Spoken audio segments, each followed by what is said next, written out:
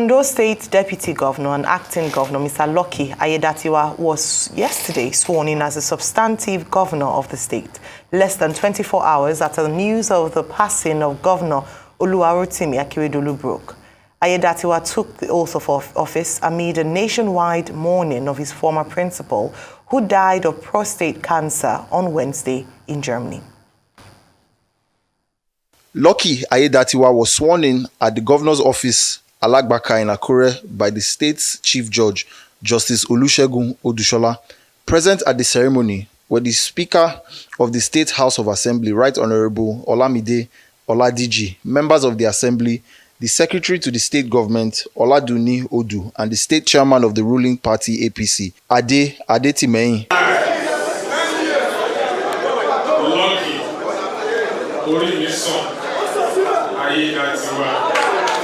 Do solemnly swear that I will be faithful and bear true allegiance to the Federal Republic of Nigeria, that as Governor of Ondo State, I will discharge my duties to the best of my ability, faithfully, and in accordance with the Constitution of the Federal Republic of Nigeria. So, Governor Lucky Aiyedatiwa described the death of Rotimi Akeredolu as unfortunate and promised to continue with his projects and policies. Aiyedatiwa said Akeredolu's death was a devastating shock to the people of the state and Nigeria at large. His records of performance are monumental and unprecedented. I want to assure the people of Ondo State that under my watch, this administration shall continue to advance the welfare of the people. We shall always place the people first in every decision we take. It is my prayer once more that God Almighty shall grant the family and the people of Ondo State the fortitude to bear this irreparable loss. Let me use this opportunity to convey our deep appreciation to Mr. President and Commander-in-Chief of Armed Forces of the Federal Republic of Nigeria, His Excellency, Senator Bola Ahmed Tinubu, GCFR. Others who spoke with newsmen said the people of Southwest will be eternally grateful to him for the establishment of Amotekun, which has reduced the menace of banditry, kidnapping, and other criminality in the region, and called for peace among politicians in the state. To Ondo State, we will remember him for life. He's a governor that we will not forget in life. He's a truth person. He's a man of his word. I believe in that. For that, Ondo State will continue to remember him for good. Akeredolu is a man, I know during his lifetime that was very organized. He would not want a rowdy session. He was a master in the game of politics, but at the same time, the legacy that is leaving behind must be sustained. I think people must be united. We need a courageous leader. And I think the new guy, the acting governor, is up to that task. He should be able to continue from where Akeredolu stopped. So all other politicians must rally around him. The Ondo State people are craving for development. Well, Rufai, Ondo State has a new governor following the passing of the former governor, Governor Akeredolu. Very sad news yesterday. However, governance continues in Ondo State. Your take on the story? You remember what they say. The old king is gone. Long live the king. That's what has happened in Ondo. That's the transience of life. And that's why those that were fighting so hard for power, and most importantly, my message are those that were exploiting both Akeredolu and Aiyedatiwa in this fight they had for power. I'm sure now that Akeredolu is gone, you'll stop exploiting him. Probably now you start exploiting his name, even in his death, because exploitation is never stop. They exploit you while you're alive and while you're dead. But now they can see that nothing lasts forever, and they too will die someday. And for the new governor, Ori Mison, Ori Sonloto, as the name implied, lucky. He was lucky. But he should be careful about those exploitationists. Because I'm sure between yesterday and today, they would have started calling him. They would tell him he's everything. They will even tell him he's God. But he should be careful, because they are just there to squeeze out of him and stop him from doing what he ought to do for the Ondo people, for their own selfish benefits. He should not seek vendetta. That's why I don't agree with some of his moves. Please, it was best he had properly mourned Akeredolu for 2 or 3 days, yes, like he has declared flights to be flown at half-mast, mourning. But this quick removing people and putting people in, no, so that it doesn't look like vendetta. Get some time to wear out. Structure yourself, put in your own people. Yes, you want to work with your own people. But most importantly, he should remember that, yes, he's governor now. He should think more about the next generation of the citizens of Ondo, not about the next elections. Because all of that fight too before was about the next elections. And you see, politicians think of the next elections, but leaders think of the next generation. Because life is about the legacy that you will leave behind. In his preparation for the next election, the question is, what is he ready to do for the Ondo people? There are a lot of problems. I'm not sure the budget has been passed. There's just been a lull in governance. Now he should quickly do those things and focus on what will be the lot of the next generation. And he should also remember the circumstance at which he got there.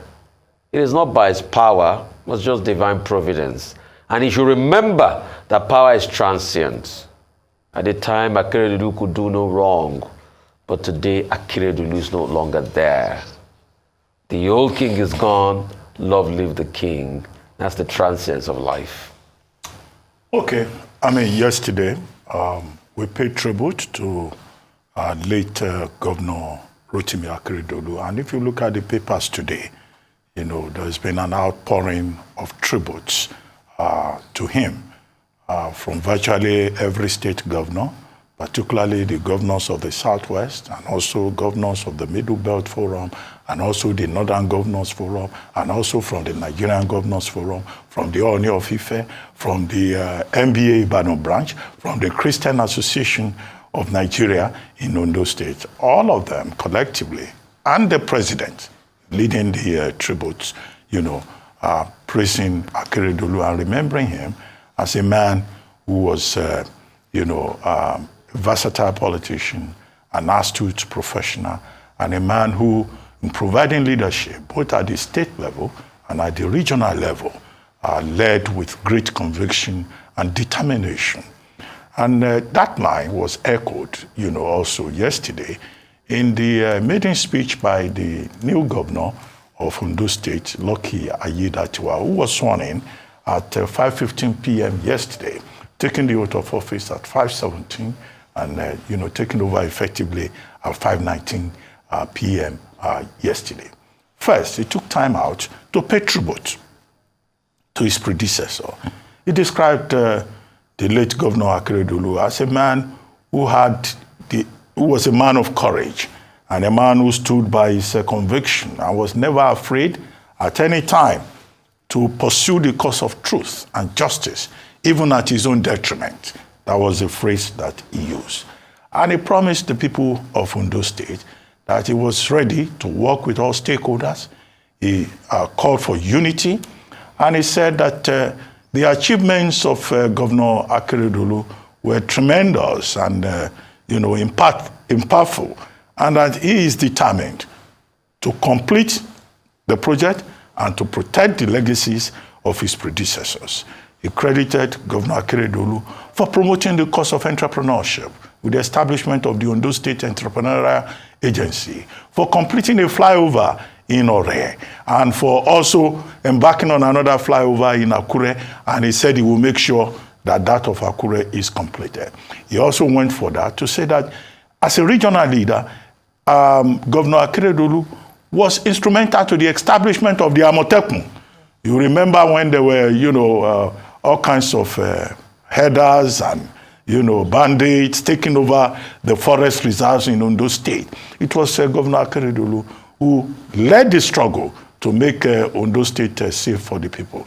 And when there were issues in our war also, he also provided leadership when that church, was attacked by bandits. So the governor appropriately paid tribute to his predecessor and promised that he will continue in that light. Now, power was transferred to him on December 13 when the governor went back to Germany for further medical care, and now he's in the saddle. Well, his journey to that position, well, I wouldn't just say his luck, because what happened in Ondo State yesterday was the Constitution taking effect. The Constitution of Nigeria is very clear. Sections 188, 189, 190. In the absence of the governor, either as a result of death or resignation or incapacitation, the deputy governor takes over. And it is the due process, that has happened. People have called for it. It caused a lot of controversy in the state. But now, as God will have it, this is the situation in which Ondo State has found itself. Now, Aiyedatiwa's emergence as governor should mark a new beginning for the people of Ondo State. It is good he has talked about unity. It is good that he says he will continue in the footpath of developmental politics of his predecessor. All that is fine. But there are issues that will still have to be dealt with. In the last few months, there's been a lot of bad blood in Ondo State. Governance was stalled. Even the cabinet was divided. And that bitterness that was created in that place, the first thing that Lucky Aiyedatiwa has to do is to bring the people together. Yesterday, 2 of the former special advisors resigned. The special advisor on political and union matters made it very clear that he was resigning out of loyalty to Governor Akeredolu. And he said, I'm loyal to him even in death. The man had served as head of service before he was made special advisor. There are probably many other persons like that who worked with Governor Akeredolu. We may hear today that more people have resigned because it will be clear to them that this is a new dispensation. Particularly those people who worked against Lucky Aiyedatiwa as deputy governor. But I think what is important is for the new governor to be magnanimous and, to hold an olive branch. Now, going forward, he himself has made 5 appointments. Those 5 appointments, I think they are in order. He appointed a chief press secretary. He would like to have his own spokesperson, somebody that he trusts. He appointed a special assistant on new media. We're in the age of new media. He will need somebody to also start working on a social media quickly. He has a special assistant on photography. He probably has had someone working for him in that regard that he has moved on. Then he also appointed a special advisor, domestic governors, presidents. They will have somebody who will take care of their own front, who can, it's an important position, in other words. So he has made those 5 appointments, but he's likely to make more appointments. And it's entirely his prerogative, as now the executive leader in Ondo State, to choose the people that he would like to work with. But we hope that the transition will be very quick. He has declared 3-day mourning. The state burial is at the instance of the family, when the family will announce, the final obsequies for the departed senior advocate of Nigeria. Well, Lucky Aiyedatiwa is not exactly a tyro. He's been in politics for a while. He ran for House of Representatives in 2015. He didn't win. He has been a long-standing member of the Action Congress of Nigeria. Then, of course, the All Progressives Congress. He attended the All Progressives Convention. He has been the Ondo State Commissioner at the Niger Delta Development Commission. And then, of course, he showed up as Deputy Governor in Ondo State and now Governor. He has a background in teaching, education, having obtained an NCE from the Lagos State College of Education before he then decided to go to the University of Ibadan, where he got an advanced diploma, and later Lagos Business School, and later he got an MBA from Liverpool University. And he's an entrepreneur too, having established the Blue Wall group of companies. So his experience in the private sector as an entrepreneur and as a politician should stand him in good stead. But he should have an open mind and carry everybody along. The next election in Ondo State is in November 2024. Of course, we've been told that he's interested, but in any case, he should provide leadership, focus on the job. He has 1 year, even if he's going to run as governor, because he seems to be in a pole position given the latest development. Absolutely. Yesterday, the sun set on the governor of the Sunshine State, former Governor Rotimi Akeredolu. We took the breaking news whilst we were live on air here yesterday. He died early hours of yesterday morning, and a number of tributes have poured in, especially praising his doggedness, his fearlessness while he was governor. Tributes definitely pointed to his active role in stemming the tide of insecurity, especially with banditries, the farmer-herder clashes in Ondo State, through the Amotekun initiative, which some other states had tried to emulate through their own initiatives. So we honor the service of the governor over the last 7 years. Next year would have made it 8-year and final year in office. And I believe it's important that this is said. Also, as has already been mentioned, the newly inaugurated, the newly sworn-in governor, Lucky Aiyedatiwa, has declared 3 days of mourning in Ondo State, and it's actually meant to be accompanied with praying and fasting, perhaps due to the nature of the cause of the death of his predecessor. Having said that, I think it's important what has been established in terms of the fact that even from what has happened immediately following the announcement of the death of the former governor, with some resignations, some talks in different quarters, that Governor Lucky Aiyedatiwa begins to pursue the line or toe the line of peace. I think that is quite critical at the moment. He has only 1 year, and in that 1 year is an election year. And usually it's said in governance that an election year, there's little or no activity done because the person or the principal is focused on trying to win an election. But I believe that his strongest campaign platform would be his service to the people of Ondo, who in the last few months have had a break or perhaps a gap in the area of leadership because of the unfortunate ill health of the former governor.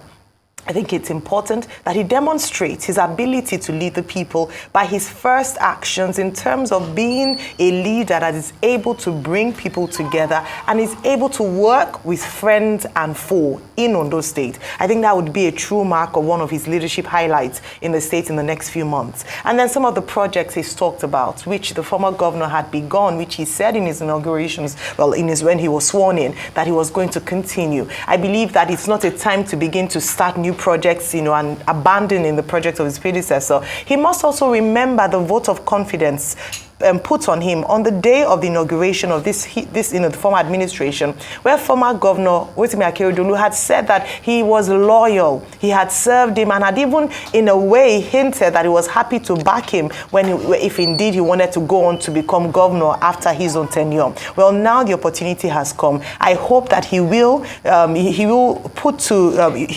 justify the confidence that former Governor Rotimi Akeredolu put in him on the day of inauguration by serving the people of Ondo State judiciously. As has been said, he has quite an excellent track record in the area of public service and private practice business, especially in the area of entrepreneurship. So we hope he'll bring this to bear in the area of governance. I'll end on this last note. Yesterday, there were some unpalatable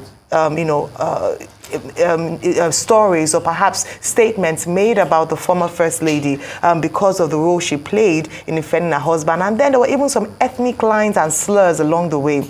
And I'm hoping that people will honor the memory of Governor Rotimi Akeredolu by allowing his family to mourn him in peace, and by being fair to his wife and children and grandchildren that he left behind. People might not have liked his style or some of the things that he did. No one is liked 100%. But in honor of this man who served the people for 7 years and now has gone to rest, let us honor his family as well. I think that is so important. And we mustn't allow ethnic divisions to come in based on people's background. We are one, and we mustn't allow that to come to the fore at this time. We wish Governor Lucky Aiyedatiwa all the best, and we hope that he will indeed serve the people of Ondo State well. Moving on to other stories, Vice President Kashim Shettima has called on the people of Plateau State, irrespective of political and religious inclination, to embrace peace for the betterment of the state. The Vice President made the call at a town hall with stakeholders in Jos. Arise correspondent Douglas Francis filed this report.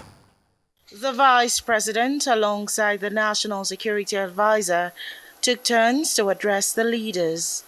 They say President Tinubu's renewed hope agenda is for a peaceful coexistence in Nigeria, and that remains his key policy. There are certain initiatives that the President has entrusted to me, which I have discussed with the Chief of Defense Staff and the NSA. If at the platform, if at the peace, there is no religion that sanctions the killing of the innocent.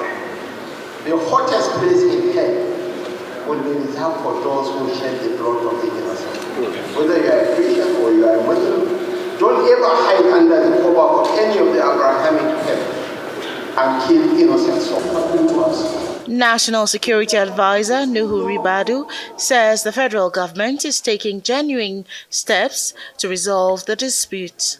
And it has happened for too long.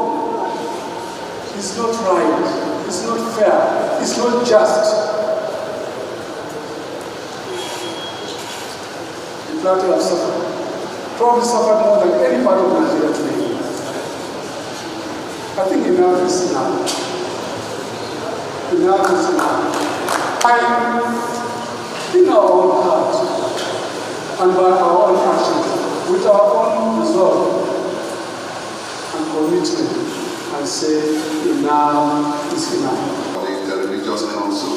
Plateau State Governor assures the Vice President of serious engagements with stakeholders towards achieving peace in the state. These visitors that have come here will harass them until something good comes out of their visit.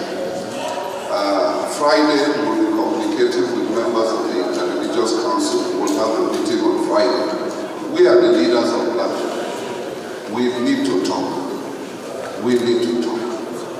And we need to talk sincerely. And I pray that we will be able to come together, united in heart and purpose, to be able to deal with these issues. Traditional rulers and other stakeholders speak while applauding the Vice President for visiting. This is our first Christmas having a son of the soil leading us in Plateau State. So I will tell you that the people of Bokos didn't find this thing likely, and we are sad. But the good thing is that the federal government have been able to intervene. The governor and his entourage visited some survivors at the Jos University Teaching Hospital and assured them of the government's assistance. It's our earnest request that government curtails the security challenges we are facing and brings in more help to secure lives and properties. The Inspector General of Police, Aiyedatiwa, has condemned the attacks and ordered the immediate deployment of additional manpower and resources to Plateau State. Police Public Relations Officer said that the attackers would be apprehended. In response to this grave situation, the Inspector General of Police has taken decisive action by ordering the immediate deployment of additional manpower and resources to Plateau State. This strategic move aims to assist the local police authority and other security apparatus in effectively managing the crisis and ensuring the safety of the residents in the affected local government areas and the entire state. The Sultan of Sokoto and President General of the Nigerian Supreme Council for Islamic Affairs, Syed Abubakar, has faulted security agencies for their failure in intelligence gathering. The monarch and religious leader, in his first reaction to the incident, called on the government and security agencies to be more proactive and scale up their intelligence gathering techniques. He said the bandits and terrorists seem always to be a step ahead, a development that's unhealthy for the nation. Sultan Abubakar has also warned against politicizing insecurity in the country, saying it is dangerous for national unity.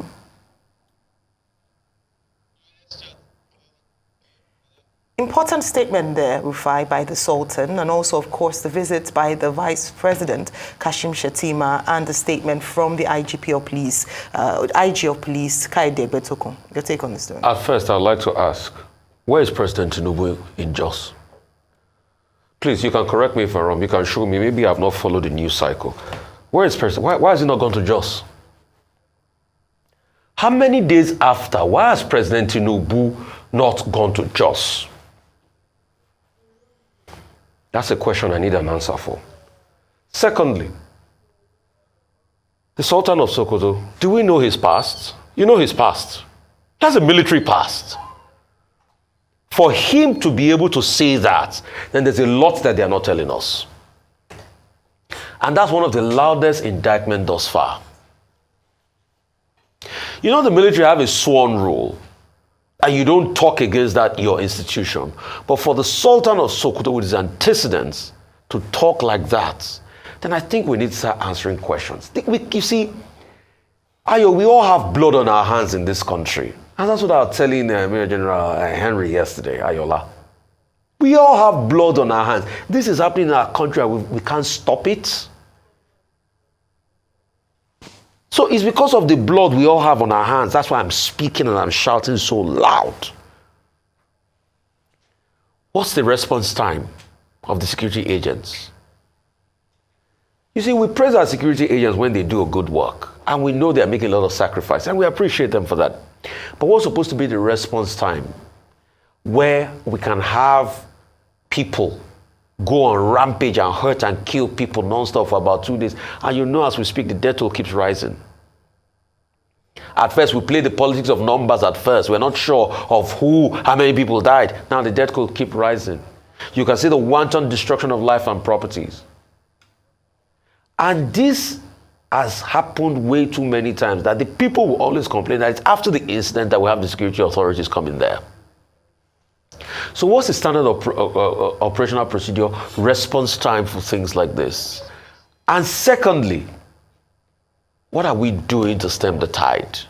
What is the nature of intelligence gathering? Is it that with nobody in the intelligence community, with the humongous amount we're putting into security, although the security officials will say the money is not much, it's not enough, is it that nobody figured out that something like this was going to happen?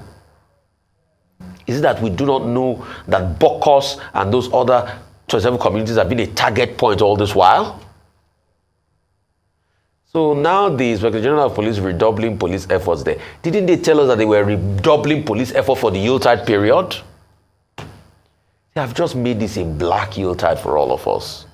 And commendations to Vice President Shettima for showing up there, for talking to the people, for stemming the tide, for calming things, for going to the hospital. But the question is, where is President Tinubu in all of this injustice? Well, I don't think President Tinubu not going to Jos is the issue here. Because, I mean, if you look at the list of persons who were there, the Vice President is representing the President. And he took a message from the President. When he started addressing the people at the venue, the first thing he told them was that he was bringing to them the pain, you know, the regret, the frustration of the President. And he made the point that, look, their position, because there's one presidency, is that this is a funeral for the nation. And that indeed it will look like government has failed the people. Because after all, they campaigned that they were going to ensure the safety of lives and property, but now this has happened. But he assured the people that he was promising them that they will get access to justice and that justice will be done. I think the optics was very good. And it was not there alone. It wasn't just Vice President Shettima that led the delegation. He was there with the governor of the state. The governor was in Lagos when the Nigerian Governors Forum, led by Governor Abdulrazak of Kwara, came to pay a Christmas visit to President Tinubu. And this Plateau issue was a major issue there. And the President addressed it and spoke. And it was after that meeting that the Vice President and the Governor left straight to Plateau State to visit the affected communities and local governments in Bakinladi, in Bokos. And to say, you know, to prove the point for that the optics looks good, The National Security Advisor was also there. The Chief of Defense Staff was part of the delegation. That's General Christopher Musa. 2 former governors of the state, Simon Lalong and Joshua Dariye, were also part of the delegation. So the president of Nigeria can delegate depending on the circumstances.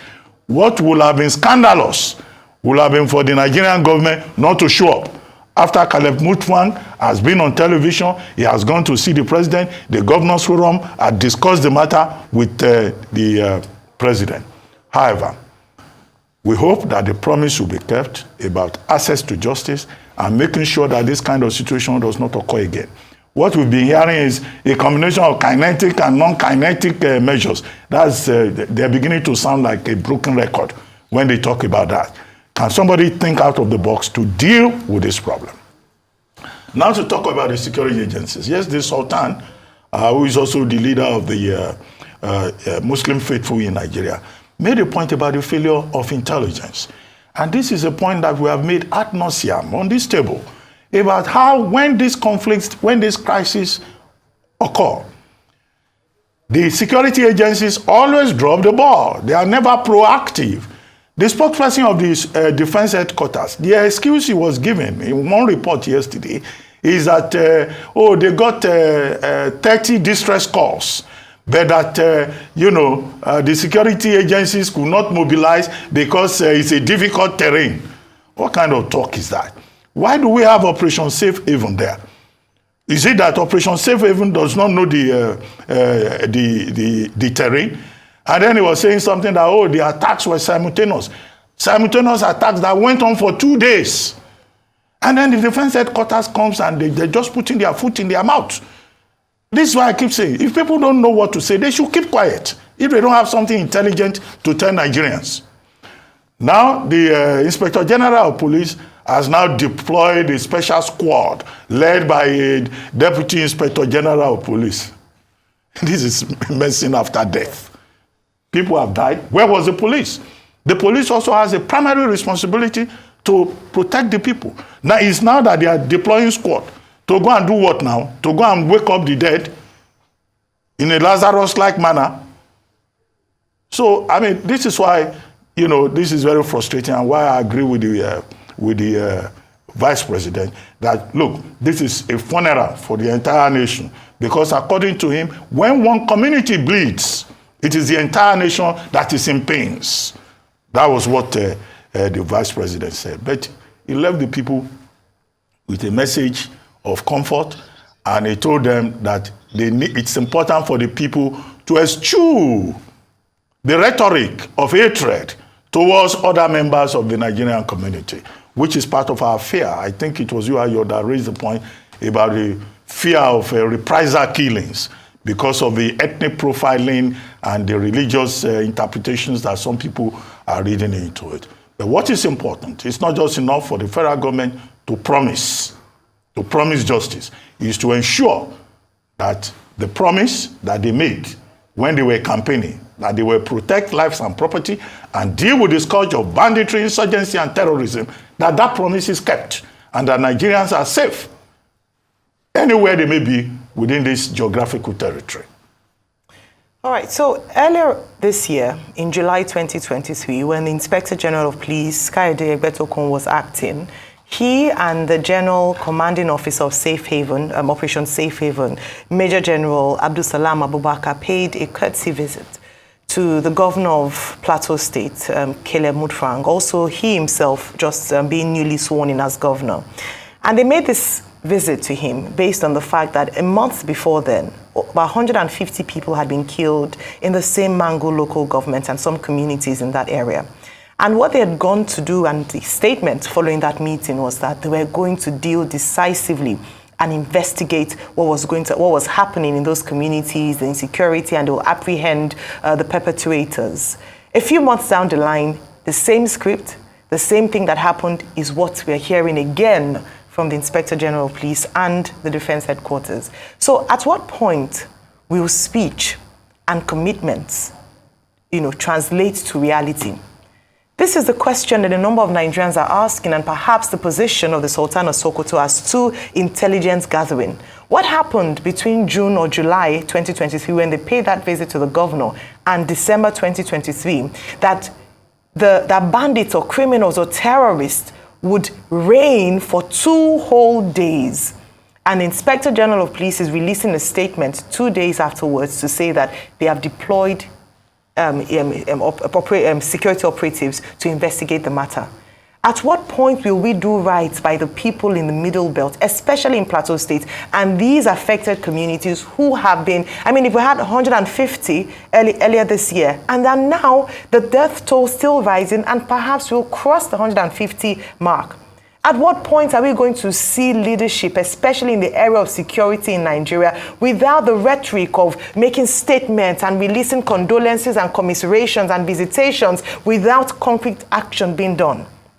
The IG of police, acting then, had said that they were going to ensure that the police officers would be properly equipped and that we would be able to tackle and contain insecurity in that area. Why is it that 5 months down the line, terrorists were able to plague the same community and raise down houses, kill people, and what we are hearing again is more assurances and statements? It's good that the Vice President has visited people. He went to the hospital, he saw the people, and I thought that was fantastic.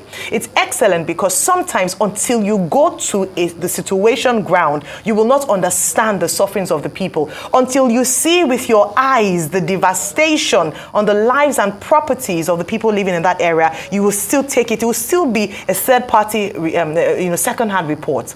But beyond the visitations, beyond the good optics, what Nigerians, especially the people of Plateau State, are asking for, and I don't think it's a tough ask, especially speaking to, yesterday speaking to General Ayola, that it is possible to stem the insecurity there if only we had political will. Again, I put it to this particular administration that perhaps one of your biggest wins would be to tackle insecurity and make the people of the Middle Belt and the North and all parts of Nigeria safe. So beyond the visitations, which are good, and commiserations, what Nigerians want to see is action. The police have a role to play. Let us not totally remove them from the situation. They are still responsible for internal security in Nigeria.